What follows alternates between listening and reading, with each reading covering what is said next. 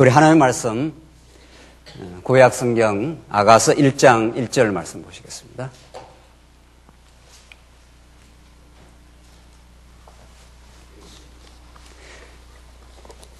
하나님의 말씀 구약 성경 아가서 1장 1절 말씀입니다. 찾으신 줄 알고 봉독 드리겠습니다. 솔로몬의 아가라, 내게 입맞추기를 원하니 내 사랑이 포도주보다 나음이로구나. 내 기름이 향기로워 아름답고 내 이름이 쏟은 향기름 같으므로 처녀들이 너를 사랑하는구나. 왕이 그를 그의 방으로 이끌어 들이시니 너는 나를 인도하라. 우리가 너를 따라 달려가리라. 우리가 너로 말미암아 기뻐하며 즐거워하니 내 사랑이 포도주보다 더 진함이라. 처녀들이 너를 사랑함이 마땅하니라. 예루살렘 딸들아, 내가 비록 금으나 아름다우니 게달의 장막 같을지라도 솔로몬의 휘장과도 같구나. 내가 햇빛에 쬐어서 거무스름할지라도 헐겨보지 말 것은 내 어머니의 아들들이 나에게 노하여 포도원 지기를 삼았음이라. 나의 포도원을 내가 지키지 못하였구나. 우선 6절까지 봉독 드렸습니다. 오늘부터 우리 그동안 역사서에 개진된 말씀들을 많이 참고해 왔기 때문에 우리 시가서의 말씀을 우리가 수요일 이 시간 살펴가도록 그렇게 준비를 했습니다. 오늘 시가서 가운데 절정이라고 할 수 있는 욥, 시편, 잠언, 전도, 아가로 이렇게 구성된 구약 시가서 중에 가장 마지막에 위치하고 가장 시가서의 절정이라고 할 수 있는 아가서 말씀을 통해서 얼마나 하나님의 말씀이 복되고 달콤하고 참으로 생명의 양식이 되는가를 우리가 살펴가도록 그렇게 하십시다. 우선 오늘 첫 시간이어서 우선 아가서 본문 바로 들어가기 전에 서론적으로 아가서가 구약 성경에 어떤 위치를 차지하고 있고 어떤 주제와 구조로 되어 있는지를 서론적으로 먼저 살피는 것이 아가서의 그 진미를, 진의를 우리가 깨달아가는데 매우 중요하다고 그렇게 보여집니다. 어느 성경 할 것 없이 66권이 하나님의 신적 그 지혜를 통해서 배열되었다. 우리는 그렇게 믿습니다. 66권이 여러 기자들을 통해서 약 1600여 년간에 뭐 이런 책이 세상에 없는 거죠.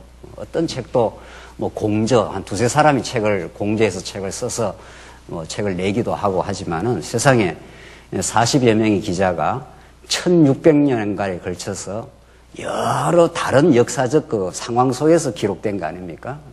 그런 것을 하나님의 교회 회의를 통해서, 현상적으로는 교회 회의를 통해서 66권을 하나님의 말씀으로, 그 외에는 외경이라 해서 정경화 작업을 거쳐가지고 66권만 하나님의 말씀으로 이제 교회에서 받아들인 거죠. 이제 로마 가톨릭에서는 그걸 교회가 결정했다 이렇게 하지만 저희들은 그렇게 믿지 않습니다. 하나님 섭리 가운데 교회가 그것을 승인했을 뿐이다. 그냥 수용했을 뿐이고, 살아계신 하나님께서 66권이 완벽한 하나님의 진리로 또 그 논리적인 순서나 배열까지도 하나님께서 그렇게 잘 정돈케 하셔서 우리들에게 하나님을 아주 질서 있고 총체적으로 잘 보여주도록 그렇게 배치를 시켰다. 이렇게 믿습니다.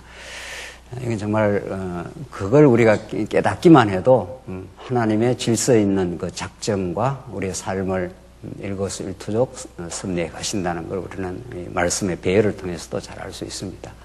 오늘 우리가 상고하고자 하는 아가서는 구약에서 역사서 다음에 위치하고 있는 시가서에 속한 말씀입니다. 우리가 하나님의 말씀을 우리가 상고할 때마다 이런 큰 그림을 그리지 않습니까? 지금 우리가 오늘 살피는 이 시가서, 이 역사서, 시가서, 선지서 이렇게 되어 있습니다. 여러 사람이 기록을 한 건데 이렇게 쭉 묶어 놓은 거죠. 이제 하나님의 섭리 가운데. 그래서 시가서는 오늘 욥, 시편, 잠언, 전도, 아가서, 이 마지막에 딱 이 아가서가 이렇게 위치하고 있습니다. 자, 이런 위치를 보면서 이 아가서가 도대체 어떤 복음, 어떤 하나님을 우리에게 가르쳐 주느냐는 건데, 이걸 우리는 창세기부터 계시록까지 이걸 하나님의 특별 계시, 그리고 이제 계시 세계라 크게 역사 무대로 본다면 계시 세계라 이렇게 봅니다. 결국 하나님은 영원히 살아계시고 그 하나님의 영원히 살아계신 그 살아계심과 그 존재와 속성을 담고 있는데 그분을 예수 그리스도를 통해서 하나님 나라로 그렇게 표현을 하고 있습니다. 이것이 이제 역사 가운데 하나님을 이제 계시하고 드러낸 거죠. 그렇게 하나님 사실은 영원히 계시고 예수 그리스도 안에서 영원한 나라가 존재합니다. 이걸 우리가 뭐 만들어 가거나 이걸 우리가 어떻게 하는 게 아니라 영원히 계시는 그분이 영원히 그의 사랑 안에서 우리를 선택해서 하나님 나라 백성으로 삼아서 다스려 주시고 사랑하십니다. 영원히. 그걸 이제 계시 가운데 우리에게 깨닫게 하기 위해서 펼쳐 보여주시는 거죠. 그걸 구약에서는 구약 전부가 이제 메시아에 관한 언약의 말씀인데 우리는 이게 전부가 메시아에 관한 언약이고 메시아에 관한 성취를 통해서 이제 하나님이 여호와 되심을 우리에게 이제 보여주신다는 거죠. 이게 큰 틀이지 않습니까? 근데 우리는 오늘 구약에서 역사의 방식으로 그리고 찬양의 방식으로 이제 하나님의 예언의 방식으로 언약을 하겠다는 겁니다. 이걸 우리는 섭리로서의 언약이라고 그러고 이걸 찬양으로서의 언약이라고 그러고 이걸 예언으로서의 언약 그럽니다. 구약 이 전부가 내게 대하여 증거하는 것이라 이렇게 예수님께서 이 구약 해석의 원리를 이미 요한복음에서 그렇게 가르쳐 주신 거니까. 자, 그래서 이 역사서, 시가서, 선지서가 이렇게 배열이 되어 있다는 거죠. 그래서 우리가 지금까지 역사서를 많이 공부했지 않습니까? 뭐 계속 역사서를 공부 많이 하는데 이제 역사서가 탄탄하게 이제 공부가 되면 자연스럽게 이제 떠오르는 것이 역사의 방식 그 다음에 떠오르는 것이 너무도 아름다운 그 시문학적으로 되어 있는 이 시가서가 딱 배치가 되어 있습니다. 성경에. 그래서 요즘 뭐 인문학이 많은 사람들한테 회자가 되고 또 인문학 공부도 많이 합니다. 근데 알고 보면은 성경이야말로 가장 풍요한 그런 그 문학적인 인문학의 그 정수가 문학이라고 볼 수 있는데 성경이야말로 너무도 아름다운 문학적 방식으로 하나님에게 관한 이 거룩한 계시 진리를 지금 드러내고 있습니다. 그만큼 이제 성경은 정말 고전 중에 고전인 거죠. 어떤 고전하고도 비할 바 없는 참 진리의 책이라는 겁니다. 우리가 이제 시가서를 오늘 이제 아가서를 살펴가겠는데 그런데 자 보십시다. 그래서 우리 역사 섭리 이제 시가서가 찬양의 방식, 선지서가 예언의 방식으로 이제 메시아를 언약하는데 왜 하나님은 역사서 다음에 이렇게 시가서를 배치를 해놨을까? 이게 우리가 질문이 되는 거죠. 전에는 우리가 성경을 볼 때 막 그냥 창세기 공부했다가 막 갑자기 시편도 공부했다가 뭐 마태복음도 공부했다 이렇게 사실은 질서 없이 공부를 했지만 우리가 이제 성경 전체를 이렇게 알고 나니까 하나님이 정말 이렇게 배치까지도 논리적인 순서를 따라서 이렇게 배치를 해놔서 차근차근 공부하면 그 깊이와 넓이를 우리가 청량할 수 없을 만큼 점점 가면 갈수록 그렇게 배치까지 그렇게 되어 있다는 겁니다. 역사서 다음에 시가서가 이렇게 되어 있다는 겁니다. 역사라는 것을 왜 하나님께서 가장 하나님을 계시하는데 가장 이제 먼저 배치를 해놨을까? 뭐 그 이유가 있으니까 그래놨겠죠. 그냥 하나님 무슨 뜻없이 한 이유는 하나도 없으니까. 역사를 통해서 우리가 가장 강렬하게 우리가 말씀을 공부하면 알 수 있는 건 그 하나님의 그 살아계심 존재입니다. 하나님이 살아계시지 않으면 어떤 것이 언약하고 나서 그 이후에 성취가 될 수가 없는 거죠. 하나님이 영원히 살아계신 그분이 역사를 주도하고 주관하시되 언약을 하시고 어떤 시점이 지나가면 아브라함의 언약을 하시고 자손을 준다 하고 실제로 불가능한 속에서 하나님 자손을 주는 거죠. 그래서 내가 역사 가운데 살아있는 존재다 하는 걸 이렇게 우리가 잘 못 믿는 우리에게 깨닫게 하려고 가르쳐 주시려고 이렇게 역사의 방식을 통해 역사라는 건 팩트이기 때문에 이거는 이거 부정을 할 수가 없는 거죠. 아브라함이 도저히 낳을 수 없는 그 상태에서 이삭을 놓은 것은 역사적 사실로 이렇게 드러났기 때문에 이건 하나님이 살아계시지 않으면 이런 일이 발생을 할 수 없다는 겁니다. 더 나아가서 70명이 들어가지고 장정만 60만 대군으로 수백만으로 이렇게 막 출애굽하고 나올 때 이건 하나님이 살아계시지 않으면 이런 역사가 발생이 불가능하다는 겁니다. 어떻게 그 바로의 군사들이 다 죽이려고 그렇게 했는데도 그걸 죽일 수가 없습니다. 이게 하나님이 한 번 언약했기 때문에 역사적 사실로 이렇게 확정을 합니다. 그래서 기독교 진리는 우리가 이렇게 주관적으로 생각하거나 상상해서 진리를 이렇게 발견하거나 깨달아가는 게 아니라 그냥 역사적 사실입니다, 이게. 그래서 요즘 TV에서 이게 팩트 체크를 하지 않습니까? 그게 사실이냐 아니냐, 그 후보자들이 발언하면은 그런 이야기를 많이 하잖아요. 그게 사실대로 지금 말하고 있느냐 아니냐가 굉장히 어떤 정언을 할 때, 말을 할 때 굉장히 중요한 사실이라면 하나님이 딱 우리가 그렇게 잘 믿을 수 있도록 사실로 딱 보여줍니다. 가나안 땅을 실제로 사실로 정복을 해서 움직일 수 없도록 어떤 사람이 이걸 믿느냐 안 믿느냐 하고 상관없이 객관적으로 딱 역사가 이루어집니다. 하나님의 사실. 그래서 역사서가 가장 기초로 하나님이 자기를 계시할 때 사용을 하시는 거죠. 근데 그 다음 그런 역사에서 하나님의 존재가 드러나면 우리 자연스러운 질문이 생깁니다. 하나님 정말 주관해서 살아계시는데 이제 그 다음 우리가 믿음이 더 풍요해지고 확실해지는 데는 도대체 그 하나님이 어떤 분이야? 어떤 분이지?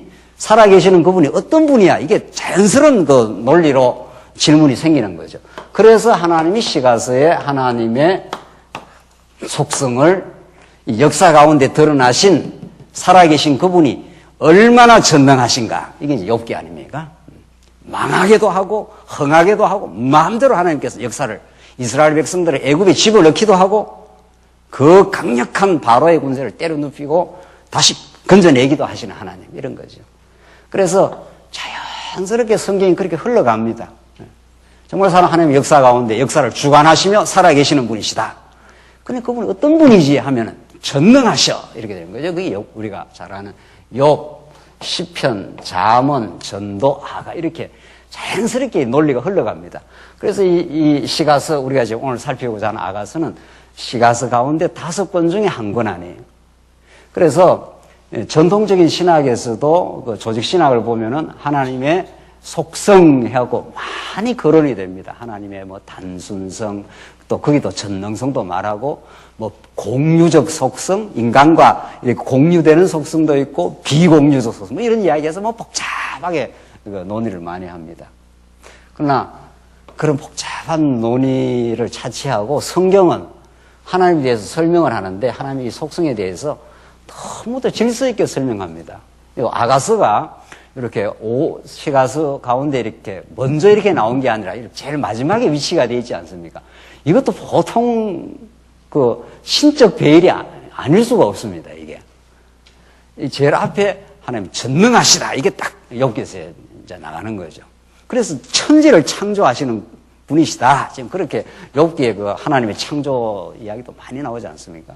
그래서 전능성이 먼저 나가고, 그 다음 그 전능자가 한번 언약하면 끝까지 어떤 범죄에도 불구하고 하나님은 인간은 믿을 만한 존재가 아니지만 하나님은 믿을 만한 존재지 하면서 이렇게 신실하는 분이다. 믿을 만한 존재라고 신실성이 그렇게 딱 나가는 거예요. 그래야 말이 됩니다, 이게. 그래서 신실한데 그분이 전능하다. 그러면 논리가 잘 안 써요, 이게.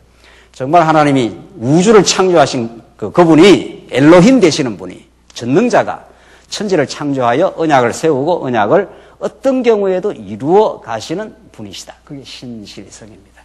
그래서 전능성, 그 다음 시편에서 신실성, 그리고 그가 주권을 가지고 계셔서 모든 지혜를 주관하신다.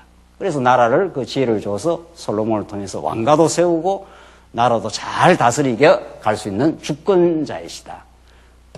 이렇게 이제 설명이 되는 거죠. 그 다음 그분이 이 땅 위에 행하는 모든 인간의 허무함을 다 종식시키고 영원히 세상을 경륜하시고 영원한 분이시다 하는 것을 전도서에서 잘 가르쳐 주지 않습니까? 그래서 그 다음 그런 영원하신 분이 한번 언약을 맺으면 오늘 나오는 대로 조건 없이 아브라함과 언약을 맺습니다. 아무 조건이 없습니다. 네가 나를 잘 섬기면은 내가 너를 보호하고 사랑하겠다, 이런 게 전혀 없습니다. 전혀 하나님을 모르는 아브라함에게 찾아가서 조건 없이 언약을 맺고, 아브라함은 그 후손들은, 이스라엘 백성들은 끊임없이 범죄하고 범죄해도 변함없이 사랑해 줍니다. 그게 아가서의 노래입니다. 그렇게 이 이 시가서가 5가지 하나님의 속성으로 잘 정돈이 되어 있습니다. 세상에 이렇게 잘 정돈된 책이 없습니다. 그래서 우리는 성경이야말로 그야말로 가장 질서 있고 가장 깊이 있고 아름다운 진리가 드러나 있는데 특별히 시가서가 그렇다는 겁니다. 그래서 역사의 그 파란만장한 질곡과 그 모든 하나님의 그 섭리 속에 하나님의 역사를 주관하시는 살아계신 하나님을 잘 드러내면 그분이 얼마나 놀라운 속성의 영광을 가지고 있는가를 우리에게 질서 있게 아주 아름다운 문학의 방식으로 보여줘서 이걸 묵상하고 생각하고 이렇게 하면 우리한테 얼마나 풍요한 양식이 되는지 모릅니다. 하나님 정말 전능하셔. 두려울 거 없어. 우리는 신실하지 않는데 참 신실하셔. 믿을 만한 분이시지. 그분이 주권을 가지고 우리에게 지혜를 주시고 나를 다 마음대로 우리를 다스려 주시는 분. 그래서 우리 마음 안에 안정이 오고 우리가 이 땅에 행하는 모든 것들이 시작이 있고 끝이 있는데 하나님이 행하시는 건 영원하셔. 그분이 영원히 우리를 사랑하셔. 이런 말이죠. 한 번 조건 없이 언약을 맺고 끝까지 변함없이 불변의 사랑으로 우리를 사랑하시는 분. 그것이 장차 오실 메시아 안에서 이 5대 속성이 다 극적으로 드러나도록 그렇게 되어 있습니다. 그러니까 얼마나 이게 이 흐름이 자연스럽게 되어 있냐는 거죠. 우리가 그동안도 알고 있는 건데. 그리고 선지서에서는 하나님이 다시 한번 이런 하나님의 살아계심과 속성을 후대 역사에서 이스라엘 백성들, 다윗, 솔로몬 이후의 역사가 또 진행되지 않습니까? 후대 역사에서 한번 때리고 싸매므로 더 근본적으로 말하면 싸매어 주려고 때리는 거죠. 싸매어 주어 얼마나 정말 하나님이 역사 가운데 살아계시고 정말 우리를 끝까지 사랑하시는 분인 걸 재확정하시려고 선지서가 또 필요합니다. 그 선지서는 역사서와 시가서의 최종 확정적인 구약의 결론이죠. 내가 너희들을 한번 때리긴 하겠다. 그러나 다시 회복해 주므로 너와 함께하고 너를 끝까지 내가 전능의 솜씨로 너희를 사랑한다. 이걸 다시 한번 시가서에서 보여줍니다. 이런 모든 구약이 한 분 예수 그리스도 안에서 다 총체적으로 이루어진다. 이런 거죠. 그러니까 이런 그 흐름만 오늘 우리가 잘 이렇게 묵상하고 이 시간 날 때마다 하나님이 우리의 굴곡 많은 역사, 한번 언약하면 그 언약을 이루는 역사를 살게 하시는 거구나. 그 역사가 진행되면 진행될수록 우리가 터득하고 깨닫고 노래 부르는 노래가 있구나. 이렇게 되는 겁니다. 그는 전능하시지. 신실하시지. 정말 그는 주권적이어서 내가 주인이 아니었지. 그리고 그분이 행하시는 것은 영원해서 그리고 우리를 마침내 사랑하시지. 이런 것들이 우리가 이렇게 역사를 지내갈수록 역사서를 창세기부터 에스더서까지 구약 역사를 공부하면 그걸 자연스럽게 이 시가서가 이렇게 떠오르게 되어 있습니다. 그걸 한 번 더 확정하려고 한번 후대 역사를 인도해서 왕창 한번 때리시고 무너뜨리지만 다시 회복시켜 주시는 그분이시지. 이렇게 되는 거죠. 그 모두가 얼마나 놀라운 그리스도 안에서 이루어질 내용인가 하는 것을 우리는 그동안도 이렇게 자연스럽게 우리가 배워왔습니다. 오늘 그동안 많은 우리 지나온 교회 역사가 있었고 또 아픔과 시련의 역사를 거치고도 있지만 하나님께서 회복하시고 하나님 살아계심을 우리에게 새롭게 보여주십니다. 오늘 아가서 말씀은 정말 우리 이 시점에 우리한테 얼마나 복되고 놀라운 복음의 말씀인지를 우리가 아가서를 살피도록 그렇게 하십시다. 아가서의 주제는 여호와 하나님의 자비성이라는 걸 우리가 이미 확인을 했고 그 흐름이 이렇게 되어 있습니다. 1절 크게 1절과 2절로 되어 있는데 조건 없는 사랑의 언약이 1장 1절로부터 이제 5장 1절까지 되어 있고 제2절이 변함없는 사랑의 성취입니다. 2장이 이게 1장이고 2절이 있죠. 2절이 변함없는 이게 딱 간단합니다. 하나님이 이스라엘 백성들을 찾아오시고 언약을 맺을 때 아무 조건이 없다는 겁니다. 무조건적이라는 겁니다. 부모가 자녀를 낳을 때 자녀를 사랑할 때 아무런 조건이 없습니다. 네가 공부를 잘해야만 네가 어떤 것을 내게 효도를 해야만 사랑한다. 이런 조건이 안 붙는다는 거예요. 절대적이고 무조건적으로 아브라함에게 찾아가시고 하나님 바울에게 찾아가시고 베드로에게 찾아가서 그냥 언약을 맺습니다. 너는 내 사랑하는 만세전 내 사랑하는 자녀. 이렇게 그렇게 한 번 맺고 나서는 사람은 그 마음이 바뀌기도 하고 조건 따라서 부평초처럼 움직이기도 하지만은 하나님은 절대적이시고 변함없으셔서 언약에 신실하셔서 구약적으로 말하면 헤세드라고 언약적 사랑, unfailing love라 합니다. 영어로 하면 결코 실패하지 않는 사랑. 한 번 사랑하겠다고 하시면은 절대적으로 변함이 없어서 실패하지 않습니다, 하나님. 그러니까 얼마나 이 아가서가 든든한지 모릅니다. 사람은 뭘 하려고 했다고 또 실패하고 뒤집기도 하고 말도 바꾸기도 하고 그래서 잘 믿지도 못한다는 거죠. 하나님은 신실하기도 하고 그 한 번 작정한 언약을 끝까지 이룰 수 있는 능력도 있기 때문에 변함없이 사랑한다. 그래서 우리의 완전한 그 앵커가 되어주시고 튼튼한 불변에 닻이 되어주셔서 흔들림이 없다. 그분의 사랑은. 그게 아가서에 너무도 문학적으로 잘 나와 있습니다. 우선 첫 번째 조건 없는 사랑의 언약으로 한번 들어가 봅시다. 자, 그런데 보십시다. 이런 그 조건 없는 사랑의 언약 그리고 두 번째는 변함없는 사랑의 성취로 이렇게 되어 있는데 이게 그냥 문학으로만 드러나는 게 아니라 이런 우리가 서론에서 전제했던 대로 이 시가서는 역사서를 토대로 하고 있고 역사서 배경 속에서 이렇게 시문학이 나온다는 거 아니겠어요? 이 땅의 모든 그 소설이나 시들이 그렇습니다. 그 시대가 민주화 시대에 암울했던 어려운 시대는 어려운 시대를 뚫고 나오는 그 시가 나오고 아주 평화로울 때는 목가적인 그 시가 나온다든가 그 시대의 정황을 반영하는 그 노래들이 나오지 않습니까? 그런 것처럼 하나님의 이 시가서도 하나님의 속성을 노래하는 이 문학적인 방식으로 노래하는 이 시도 이스라엘 역사를 배경으로 하고 전제한다는 거죠. 특별히 아가서는 더욱 그렇습니다. 하나님이 이 조건 없는 사랑을 맺는 것은 하나님이 아브라함에게 그냥 찾아가십니다. 갈대아 우르에서 우상 장사하고 살아가는 아브라함이 찾아가서 내가 지시할 땅으로 가라. 너가 복의 근원이 된다. 아무 조건이 안 붙습니다. 그냥 내가 그렇게 만들어주겠다라고 딱 언약을 합니다. 그렇게 하고 나서 아브라함과 그 후손들이 하나님 앞에 신실하지 않습니다.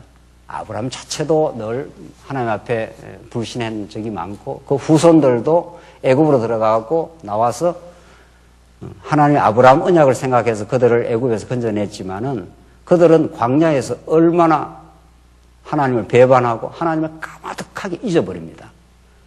그게 광야 40년이고 가나안 땅 들어와도 마찬가지입니다. 가나안 땅 들어와서도 그들이 다윗을 통해서 얼마나 놀라운 그 나라를 이루어졌어도 다윗, 솔로몬 이후에 그들이 또 하나님의 언약적 사랑을 배반합니다. 끊임없이 성전에서 제 멋대로 바알신 섬기고 아세라 목상 섬기고 그렇게 하지 않습니까? 그런데도 하나님은 불변하다는 거죠. 그래서 그들을 다시 때리지만 싸움에 회복을 시켜줘가지고 그들에게 그 영원한 사랑을 확정하고야 맙니다. 그게 에스라, 느헤미야, 에스더입니다. 광야에서 그렇게 목이 곧은 백성 갈 때마다 하나님을 반역하고 모세를 원망하고 그렇게 하지만은 하나님은 불변하셔서 변함없는 언약을 성취합니다. 그걸 헤세드라 이렇게 말하는 거죠. 구약에서.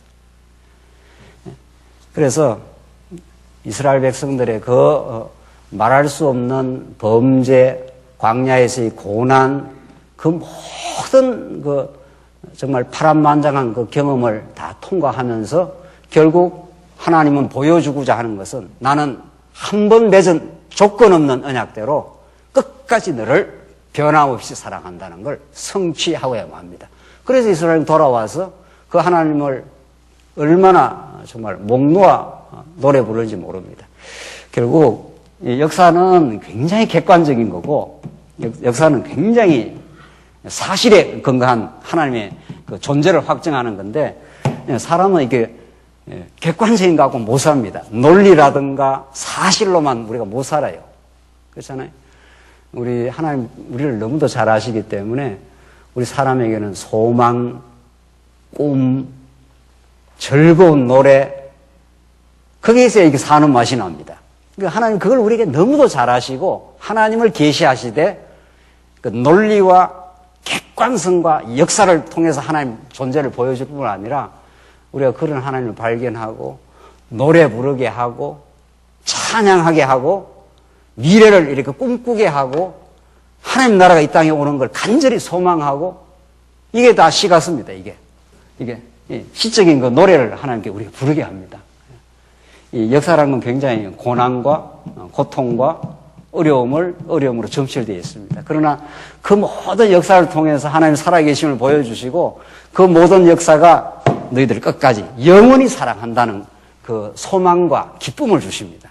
그래서 결국은 우리가 꿈꾸는 듯이 돌아왔다고 시가에 그래 나옵니다. 그렇게 시를 보면 얼마나 이스라엘 백성들이 고난을 많이 겪지만은 우리가 돌아올 수 없는 그 고토로 그래서 그 시편에도 우리가 꿈꾸는 것처럼 우리가 이렇게 고토로 돌아온다고 하면서 이스라엘 백성이 막 이렇게 노래를 부르는 거죠. 노래를 부르는 거죠. 그래서 이걸 인문학에서는 이게 이제 역사, 과학 이런 겁니다. 소위 말하면 역사, 과학은 굉장히 객관적이고 아주 논리적으로 잘 따지고 이러잖아요. 그런 그 과학자들이 이런 시적 노래가 없는 거죠. 꿈이 없는 거죠. 그러나 이 성경의 가르침은 아주 진리는 논리적이고 객관적이고 변함없는 움직일 수 없는 딱 사실을 가지고 하나님의 살아계심을 보여주되 그게 우리의 꿈이 되고 소망이 되고 여러분과 제가 어떤 역경에도 마침내 우리로 하여금 하나님을 노래하게 되는 그 노래를 만들어내고 맙니다. 사실은 질곡이 더 깊을수록 하나님을 부르는 노래가 더 찬란해집니다. 그래서 하나님이 이 시가서가 역사서 뒤에 이렇게 배치되고 특별히 오늘 아가서를 우리가 살피겠는데 아가서에서 얼마나 아름다운 노래로 이스라엘의 그 고난의 역사를 제약으로 몸부림쳤던 그 역사가 하나님의 사랑을 확증하는 역사였다는 것을 너무도 잘 보여줍니다. 한번 보십시다. 이제 먼저 이 조건 없는 사랑의 언약 가운데 1장부터 2장 7절까지 처음 사랑의 언약이 1장 1절로 2장 7절까지 하나님이 어떻게 사랑의 언약을 맺고 노래 부르는가 한번 보십시다. 1절 보십시다. 솔로몬의 아가라. 아가서는 솔로몬이 기록을 했는데 솔로몬이야말로 뭐 하나님이 기가 막힌 지혜를 줘갖고 누구보다도 많은 그 책을 글을 쓴 사람 아니에요. 그 정수가 정말 오늘 아가서입니다. 그래서 아가라 말은 노래 중에 노래 이런 뜻입니다. 아가라는 번역인데 노래 중에 노래. 다른 말로 말하면 이 땅의 가장 아름다운 노래 이런 뜻입니다. 얼마나 우리가 흥분이 됩니까? 세상에 이런 아름다운 노래가 없는 거죠. 우리 인생이 특별히 하나님 택한 백성이 부르는 어떤 노래보다도 더 아름다운 노래가 이 아가스라는 겁니다. 그게 아가라는 원래의 뜻입니다. Song of Songs. 노래 중에 노래. 최고의 노래. 그걸 여덟 장밖에 안 되는데 세상에 이렇게 아름다운 노래가 없습니다. 한번 보십시다. 2절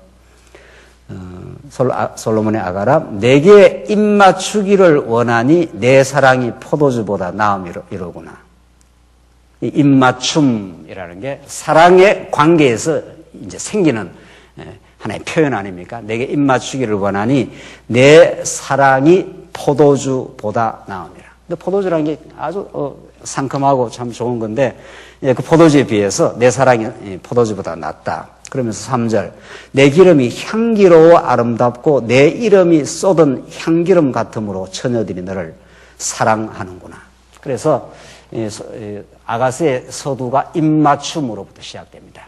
사랑하는 연인 간의 가장 아름다운 그 표현을 우리는 입맞춤이라 그렇게 하지 않습니까? 그것이 궁극적으로 우리의 영원한 신랑 예수 그리스도와 그의 사랑의 최고의 사랑의 대상인 우리 성도들의 입맞춤인 거죠. 그렇게 그리스도가 우리를 사랑의 대상으로 품고 그렇게 지금 표현을 하고 있는 겁니다. 그래서 그 기름도 얼마나 향기로운지 모른다. 얼마나 아름다운지 모른다. 하면서 4절에 뭐라고 그럽니까? 왕이 나를 그의 방으로 이끌어 들이시니, 그 침실로, 침궁으로 왕이 자게 되는 그의 방, 그의 왕의 침실입니다. 그러니까 구약의 왕의 침실은 허락이 없으면 그건 절대로 들어갈 수 없고 왕비도 허락이 없으면 못 들어간다고 하지 않습니까? 그런데 세상에 왕의 그 침실로 그의 방으로 나를 이끌어 들이시니 이렇게 돼 있어요. 너는 나를 인도하라. 우리가 너를 따라 달려가리라. 우리가 너로 말미암아 기뻐하며 즐거워하니. 이 기쁨, 즐거움 이게 다 왕의 침실 안에서 이루어지는 그 최고의 기쁨입니다. 내 사랑이 포도주보다 더 진함이라. 처녀들이 너를 사랑함이 마땅하니라. 보십시다. 이게 왜 침실 이야기가 이렇게 나오느냐는 거죠. 이게 아가서의 주제하고 직접적으로 관계되어 있는 한 몸에 대한 사상인데, 하나님이 아담을 짓고 하나님이 3대 언약을 주셔서 앞으로 하나님이 둘째 아담 예수 그리스도를 통해서 만들어 가실 천국을, 하나님 나라를 언약했습니다. 이게 자손 땅 통치니까요. 하나님이 이런 자손 땅 통치, 구약적인 하나님, 구약은 하나님 다윗 왕국인데, 그 찬란하고 평화로운 다윗 왕국, 다윗이 통치할 때 이스라엘 백성들이 평화롭고 사랑하고 서로 안전한 평강의 나라. 이것이 둘째 아담, 진짜 이게 첫 아담에게 한 건 둘째 아담의 그림자니까, 오실자의 표상이 아담이니까 그 아담에게 한 약속이 아브라함에게 이루어지고 보들이 이어져서 다윗 왕국에서 구약적으로 보여준 거죠. 그러니까 진짜 예수님이 와서 하나님의 나라를 이루어주겠다. 그게 교회입니다. 지상에서는 하나님 나라를 만들어 주겠다는 겁니다. 이 교회가 완전하지는 않지만 우리가 복음을 깨닫고 정말 그 복음에 사로잡히는 만큼은 우리는 그런 천국의 맛을 보고 느끼는 거죠. 서로 사랑하고. 그러니까 결국 우리 진리를 깨닫는 건 하나님을 알고 자기가 얼마나 하나님 앞에서 사랑받는 존재임을 알고 주변을 사랑하게 되는 겁니다. 사심 없이. 그러면 그게 천국이 이루어지는 거죠. 그걸 하나님이 예수 그리스도를 통해서 이루어 주겠다 이런 뜻입니다. 그런데 그게 이제 천국입니다. 이게 천국이 이루어지는데 그 천국이라는 게 얼마나 좋은가를 표현해 줘야 될 거 아니에요. 하나님이. 천국이라는 게 얼마나 기쁘고 즐겁고 행복한 것이라는 것을 하나님 우리에게 가르쳐 주시는 건데, 그걸 창세기 1장에서는 3대 언약을 통해서 천국을 내가 다스려 주겠다는 겁니다. 만물을 통치하라. 그러지 않습니까? 자손이 번창하고 땅을 정복하고, 이제 아담이 왕적인 존재가 되어서 그를 다 다스리라는 겁니다. 물론 이제 첫 아담은 실패를 한 거죠. 그래, 둘째 아담이 진짜 왕으로 오셔서 그 사랑의 통치를 해주는 거 아니에요? 근데 그 천국이 얼마나 좋은 것인가는 뭐 실감이 나야 될 거 아니에요? 천국이 좋긴 좋다는데 뭐 어디 실감이 나야. 참 천국은 좋은 것이구나. 이렇게 깨닫지 않겠어요? 그걸 창세기 2장에서는 아담과 누구로? 하와의 방식으로 아담에게서 이제 아담을 잠들게 하시고 갈비뼈를 뽑아가지고 그래서 하와를 만들어가지고 그게 천국이 얼마나 좋다는 것을 찬탄을 하도록 기쁨이 넘치는 곳이라는 것을 하나님이 창세기 1장에서는 3대 언약을 통해서 하나님 나라를 약속하시고, 그리고 등등등등 이제 여러 가지 또 내용은 있어요, 물론. 그러나 그 아주 핵심이 하나님이 아담을 지었는데 아담에게서 뽑아내가지고 하와를 만들고, 그걸 얼마나 좋아하는 거지. 네, 뼈 중에 뼈요, 살 중에 살이라 하면서 남자가 부모를 떠나, 2장 마지막 부분에 남자가 부모를 떠나서 어떻게 해요? 남자 정확하게 읽어드리죠. 이러므로 남자가 부모를 떠나 그의 아내와 합하여 둘이 어떻게 해요? 한 몸을 이룰지로다. 이렇게 해서 한 몸 사상이 나와요, 이게. 이 말을 왜 창세기 2장에서 지금 했겠냐는 거예요. 창세기 1장에서는 6일 창조를 하고 그 엄청난 그 우주를 창조하고 그 우주를 전체로 다스리는 왕적인 존재, 이 아담에게 만물을 다스리라. 그럼 두말할 것 없이 진짜 둘째 아담, 이 우주의 창조자요, 우주를 통치하시는 예수 그리스도의 통치 속에 있는 하나님 나라를 잘 보여주시고 그게 얼마나 행복하고 좋다는 걸 우리에게 실감나게 가르쳐주기 위해서는 아담에게서 하와를 지어가지고 둘이 결혼하는 그 내용을 2장 마지막까지 그래 설명하잖아요. 3장이 이제 타락하는 거니까 이게 이제 깨져나가는 겁니다. 이게 깨져나가지만 하나님 다시 이제 회복을 시킨 게 3장 내용 아니에요. 그러니까 우선 이제 1장, 2장이 여기 핵심이란 말이에요. 그 창세기 1장, 2장에 있는 그 그림들이, 내용들이 성경 전체에 늘 반복을 합니다. 언약 나오지요. 1장 그 언약 하고 나서 안식의 문제가 나오지요. 그리고 이 결혼의 이야기가 나오죠. 한 몸이 이야기가 나온단 말이죠. 그러니까 천국이라는 건 한 몸을 이루는 거다 이 말입니다. 누구하고? 아담과 하와가 몸에서 빠져나와서 다시 몸 안으로 들어가는 거예요. 그게 구속이라는 거 아니에요. 그 아담이라는 몸에서 하와가 나와서 한 몸이 되면 다시 하나가 되는 거죠. 그게 부모를 떠나서 남자가 부모를 떠나서 그 여자와 아내와 한 몸을 이룰지니라. 벌거벗었으나 어떻게 해요? 부끄러움이 없었더라. 아무런 부끄러움이 없어요. 완벽한 사랑의 공동체를 지금 보여주고 있는 거죠. 천국은 그런 곳이라는 거예요. 천국이라는 게 하나님이 통치하는 나라가 이렇게 한 몸을 이루어서 한 몸이니까 그게 갈등이 있을 수가 없고 한 몸이니까 완벽하게 서로가 서로를 사랑하게 되는 거죠. 그러니까 내 몸처럼 어떻게 하라고요? 사랑하게 되는 거죠. 머리가 이 손을 절대로 사랑합니다. 한 몸이니까.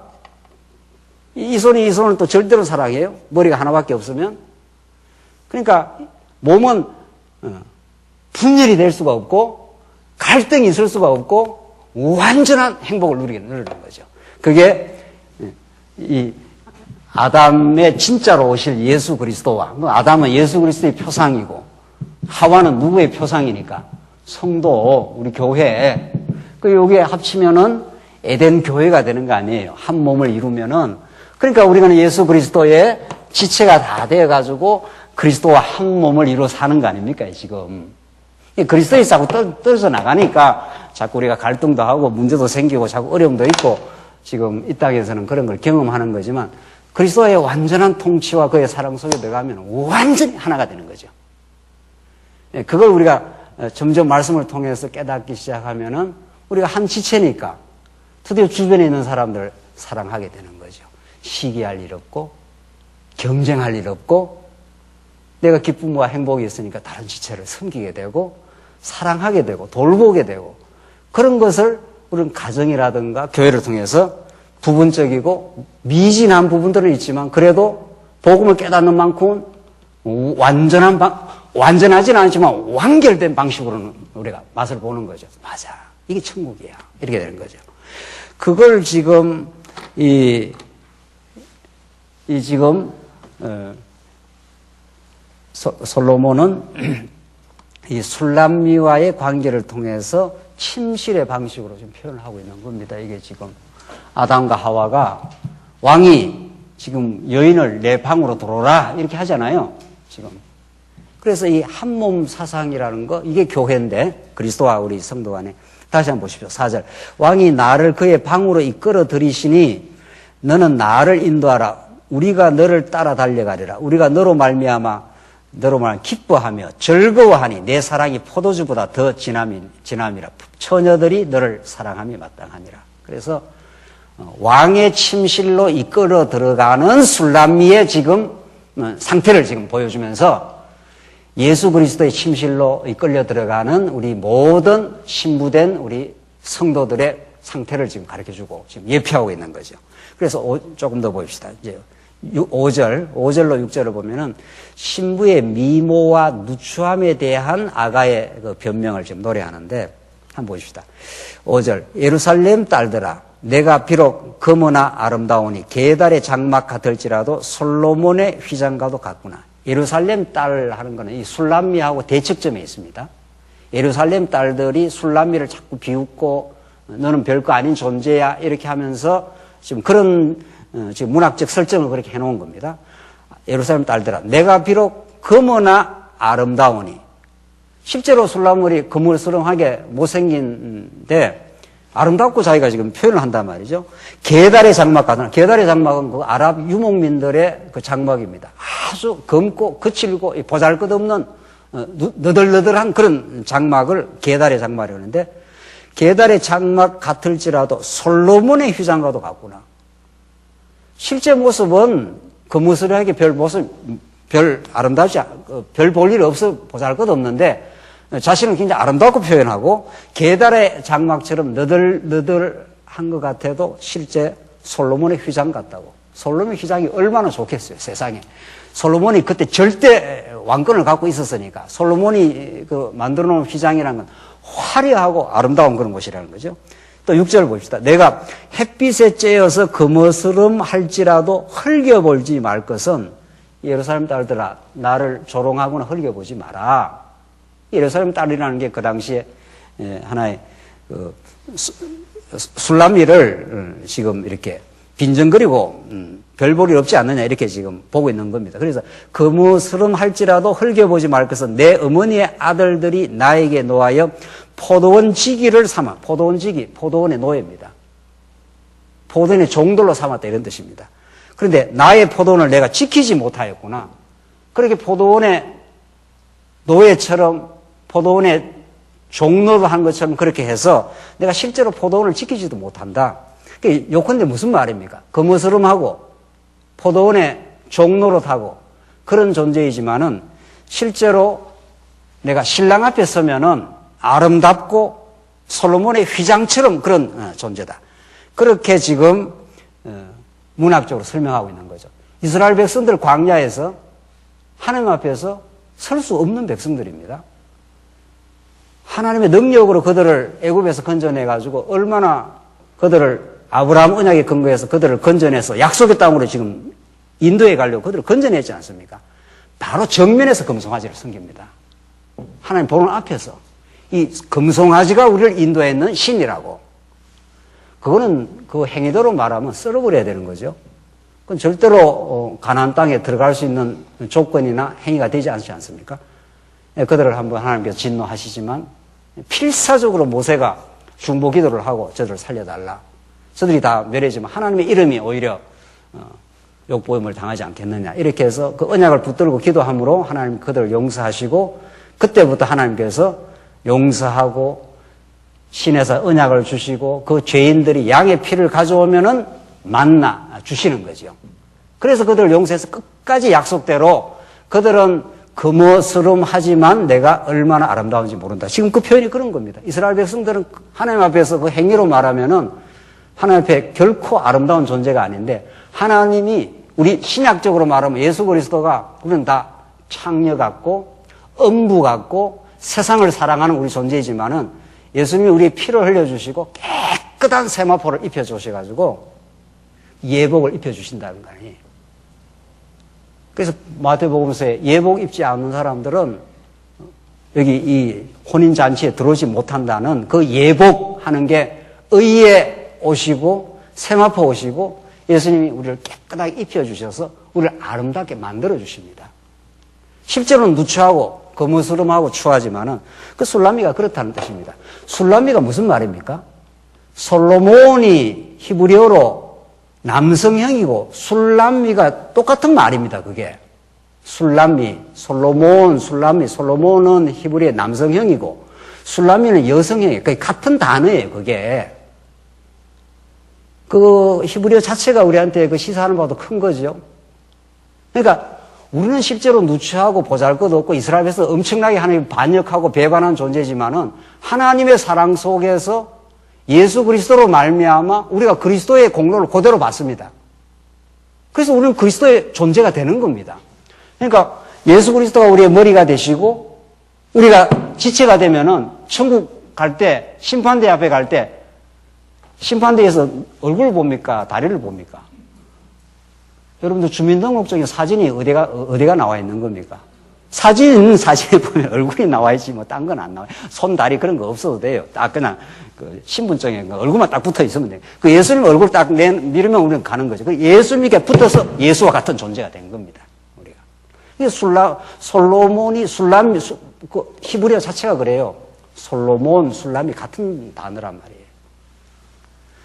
그래서 술람의 실제 존재는 거무스름하고 형편없고 이스라엘의 실제 존재는 말할 수 없이 반역적인 존재지만은 하나님께서 나를 거무스름하지 마. 내가 얼마나 그의 사랑 속에서 아름다운 신부가 지금 돼 있다는 거예요. 그 실제로는 포도원지기 노예처럼 그렇게 애굽에서 종노릇하면서 죄의 종노릇하면서 살 수밖에 없었지만은 하나님이 이제 왕의 신부로 불러주겠다는 거죠. 그래서 7절 보시죠. 내 마음으로 사랑하는 자. 7절부터가 뭔가 하면은 신랑과 신부가 서로 만날 방법에 대해서 노래하는 건데 7절. 내 마음으로 사랑하는 자야. 내가 양치는 것과 정오에 쉬게 하는 곳을 내게 말하. 이 안식의 사상이 바로 나와요. 여기 창세기 사상이 계속 반복된다는 거 아닙니까? 하나님이 이렇게 3대 언약으로 천국을 약속하시고 이 천국이에요. 하나님 나라. 천국이라는 건 안식이라 이런 뜻입니다. 쉼이 있는 곳. 죄로부터 완전 해방된 곳. 우리 오늘 얘기가 천국이에요. 우리가 실제로는 범죄하고 살았고 또 지난 3일 동안도 이런저런 하나님 앞에 어리석은 생각하고 살았어도 예수 안에 들어오면 성전 안에 들어오면은 완전한 용서가 이루어져요. 그래서 죄의 권세가 우리를 다시는 우리를 빼앗아갈 수가 없어요. 그래서 우리는 피난처처럼 도피성처럼 완전한 안식이 있습니다. 그 천국이라는 건 안식이야 이 말이죠. 천국은 이렇게 아담과 하와가 한 몸을 이루는 기쁨이 있는 곳이야. 그렇게 하라고 결혼도 그냥 일반 계시로 하게 한 거죠. 그걸 경험해보라고. 그래서 지금 내 마음으로 사랑하는 자야. 내가 양치는 곳과 정오에 쉬게 하는 곳을 내게 말하라. 내가 포도원의 노예처럼 이렇게 질질질 죄에 끌려서 많이 살았는데 그러니까 죄에 끌려 살고 거무스름하고 보잘것없는 죄된 존재지만은 나를 이제 쉬게 해달라. 안식의 땅으로 인도해달라. 이렇게 지금 참 안식에 대해서 지금 설명하고 있는 거죠. 내가 내 친구의 양떼 곁에서 어찌 얼굴을 가린 자 같이 되랴. 여기서 얼굴을 가린 자가 뭡니까? 너울을 덮어쓴 거, 이 창녀입니다. 구약에 너울을 덮어쓴 거. 그러니까 이스라엘 백성은 창녀라는 게 뭡니까? 자기 남편과 정조를 잃어버리고 다른 남편을 택한 자를 창녀 같은 고멜이라 그러지 않습니까? 이스라엘 백성의 존재가 그렇다는 겁니다. 하나님을 섬기지 않고 세상을 사랑하고 예수보다도 세상을 더욱 사랑하는 것. 그게 음부 같은 존재라는 거죠. 그러니까 그런 내가 내 친구의 양떼에 대해서 어찌 얼굴을 가린 자 같이 되겠는가? 실제로는 그런 형편없는 음부 같은 존재이지만 우리를 깨끗하게 하나님께서 해주신다는 겁니다. 그래서 8절 여인 중에 어여쁜 자야 내가 알지 못하겠거든 양떼의 발자취를 따라 목자들의 장막 곁에서 너의 염소 새끼를 먹일지니라. 9절 봅시다. 내 사랑아 내가 너를 바로의 병거의 준마에 비하였구나. 참 이거 뭐 기가 막힌 이제 대비가 일어나는 거죠. 실제 존재는 하나님을 배반한 너울을 쓴 음부 같은 존재지만은 내 사랑아, 내가 너를 바로의 병거의 준마에 비하겠구나. 병거의 준마가 뭡니까? 바로의 병거의 준마가. 바로한테는 가장 가치로운 겁니다. 이게 말이 최고의 보물입니다, 이게. 그러니까 실제 존재는 음부처럼 너덜너덜한 죄성으로 물들어 있고 포도원의 포도원 노예처럼 그렇게 살아가는 거무스름한 술람이지만은 신랑은 왕 대신 신랑은 바로의 병거의 준마처럼 그렇게 봐주겠다는 거예요. 그 병거를 타는 그 준마가 얼마나 쫙 뻗어나고 그게 멋있습니까? 최고의 보물처럼 그렇게 대해주겠다 이런 뜻입니다. 그래서 내 뒷밤은 따은 머리털로 내 목은 구슬꿰미로 아름답구나. 우리가 너를 위하여 금사슬에 은을 박아 만들리라. 이렇게 아름다운 치장을 해주고 세마포 옷을 입혀주시고 너는 내 영광스러운 신부라고 혼인잔치에 우리를 이렇게 초대를 해 주시겠다는 겁니다. 그러니까 우리는 더 이상 이 복음은, 아가스가 말하는 복음은 하나님이 자기 택한 백성들을 한번 이렇게 조건 없이 언약을 맺고 조건 없는 사랑을 맺고, 이스라엘 백성은 실제로는 엄청나게 하나님을 배반합니다. 광야에서 배반하고 가나안 땅에 들어가서도 엄청나게 하나님을 떠나서 완전히 죄에 물들어서 포도원 노예처럼 질질질 애굽에 400년 종살이하고 가나안 땅에 들어가서도 끊임없이 하나님 배반하고 이렇게 형편없이 거무스름하게 그렇게 살았는데도 하나님은 너와 입맞춤을 하자. 내가 너를 침실로 다시 끌어들이겠다. 너는 거무스름해도 내 눈에 볼 때 가장 아름답다고. 바로의 병거의 준마처럼 가장 내한테 보물이라고. 이렇게 확실하게 증거를 해줍니다. 그래서 변함없이 내가 너를 끝까지 사랑한다고. 그런 이스라엘 역사는 오늘 아가서의 말씀으로 성화가 되고, 이 모든 구약의 메시지들은 이것이 다시 언약이 되어서 예수 그리스도 안에서 말씀이 육신이 되어 죄악 가운데 허덕이고 안식을 잃어버린 우리들에게 찾아오시고 대신 십자가에 죽어주시고 3일 만에 부활하셔서 우리를 하여금 하나님의 자녀임을 확증해 주시고, 바로의 병거의 중마처럼 가장 보배로운 우리 백성이라고 우리를 그렇게 늘 칭해 주시고, 우리를 죄 없다고 해 주시고, 우리를 함께 입맞춤하며 나와 함께 가자. 이렇게 하나님께서 우리를 초대하고 또 실제로 우리와 동행을 하십니다. 우리는 더 이상 이 땅에 바랄 것 없는 정말 거무스름한 술람미 같은 존재였지만 솔로몬과 같은 운명이 되고, 솔로몬보다 더 우월하신 진짜 왕 중의 왕이신 그분이 우리를 왕비처럼 우리를 불러서 그렇게 하나님 사랑 속에서 살도록 그렇게 하나님 인도를 해 가십니다. 이 노래를 부르도록 목적 삼고 우리 지난 모든 역사, 우리 교회의 역사, 우리 인생이 경험했던 죄악의 몸부림, 또 고난의 역사들이 그렇게 성화되어서 그리스도 안에서 신부로 살도록 그렇게 작정을 해놨습니다. 그 언약이 변치 않습니다. 기도하십시다. 자비하신 하나님 아버지, 은혜를 감사합니다.